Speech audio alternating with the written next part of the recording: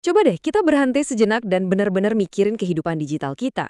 Setiap klik, setiap share, setiap komentar, itu semua kan ngebentuk sebuah dunia yang benar-benar baru.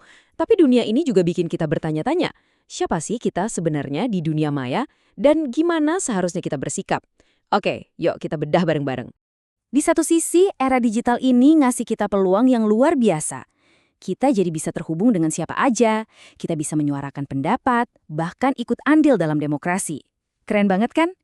Tapi, di sisi lain, kita juga lagi menghadapi krisis etika yang gawat. Hoaks ada di mana-mana, ujaran kebencian jadi kayak hal biasa, dan perpecahan di masyarakat rasanya makin tajam. Ini kayak dua sisi mata uang yang sama, nggak bisa dipisahin. Nah, pertanyaannya jadi begini, kapan sih kebebasan berekspresi yang kita bangga-banggain itu justru malah berubah jadi krisis sosial? Ini dia pertanyaan inti yang akan coba kita jawab dalam pembahasan kali ini. Perlu kita sadari, ini bukan lagi cuma masalah teknis atau soal kurangnya literasi digital. Bukan, ini masalah yang jauh lebih dalam, masalah kemanusiaan. Dan untuk membedahnya, kita akan pinjam kacamata dari beberapa pemikir hebat buat ngelihat akar masalahnya.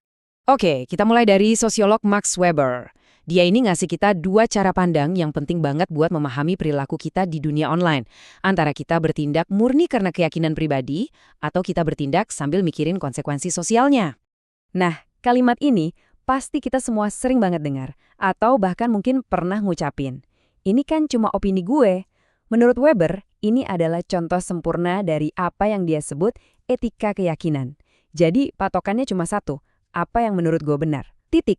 Terus, Weber nawarin lawannya, sebuah alternatif yang krusial banget, etika tanggung jawab. Di sini, fokusnya geser total. Pertanyaannya bukan lagi apa yang menurut saya benar, tapi berubah jadi apa ya dampak nyata dari tindakan saya ini? Ini adalah perubahan pola pikir yang kita semua butuhkan banget sekarang. Jadi bedanya itu jelas banget ya. Etika keyakinan itu fokusnya ke saya, ke dalam diri sendiri. Sementara etika tanggung jawab itu bertanya tentang kita, tentang dampaknya ke orang lain. Di dunia online, di mana satu klik aja bisa jadi viral, ngerti perbedaan ini adalah langkah pertama buat nyiptain ruang digital yang lebih sehat.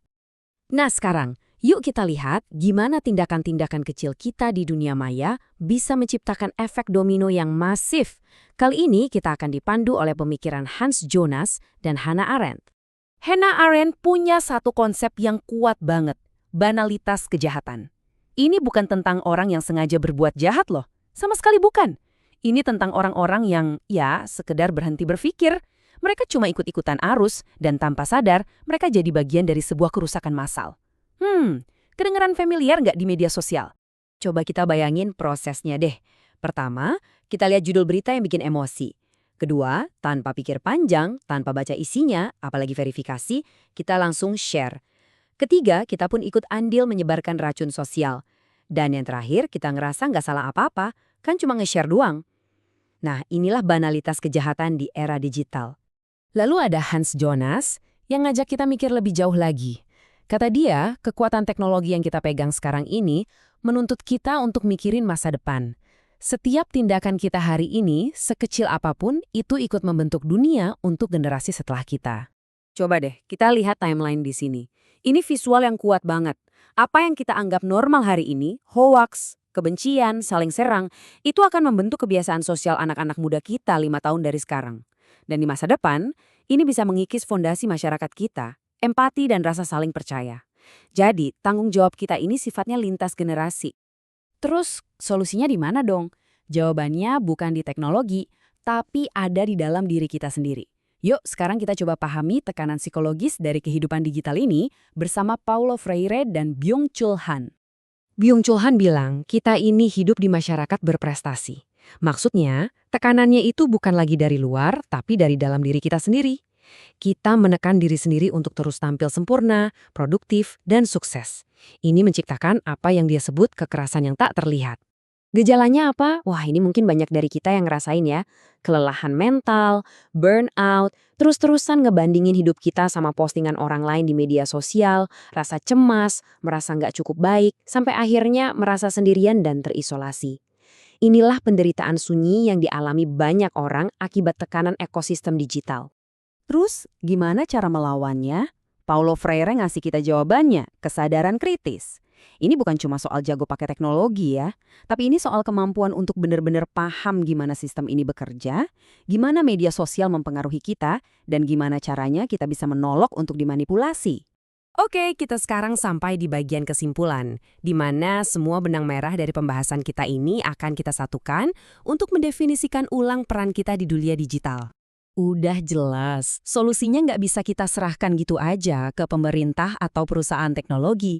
Jangan harap perubahan yang sejati itu cuma bisa datang dari dalam, dari sebuah komitmen mendasar yang dibuat oleh kita masing-masing sebagai individu untuk mau bertindak secara bertanggung jawab.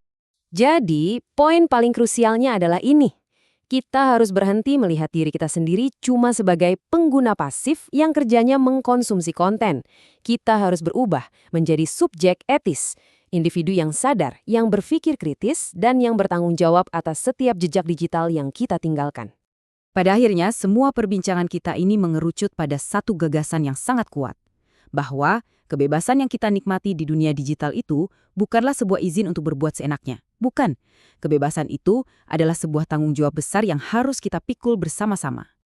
Jadi, saya mau tutup pembahasan kita kali ini dengan satu pertanyaan khusus untuk Anda renungkan.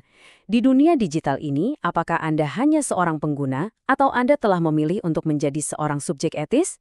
Jawabannya ada di tangan Anda.